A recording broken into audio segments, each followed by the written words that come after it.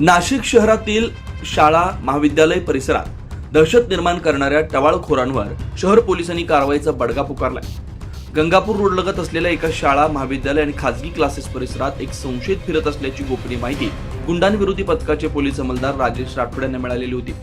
मिळालेल्या माहितीनुसार पोलिसांनी सापळा रचून रामवाडीतील म्हसोबा मंदिर येथून ताब्यात घेतलं.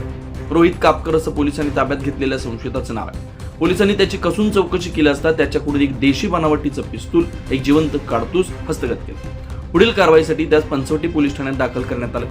घटनेचा पुढील तपास पंचवटी पोलीस करतात. सदरची कारवाई गुन्हे शाखा सहाय्यक पोलीस आयुक्त संदीप मिटके यांच्या मार्गदर्शनाखाली गुंडांविरोधी पथकाचे सहाय्यक पोलीस निरीक्षक ज्ञानेश्वर मोहिते, मलंग गुंजाळ, विजय सूर्यवंशी यांनी केले.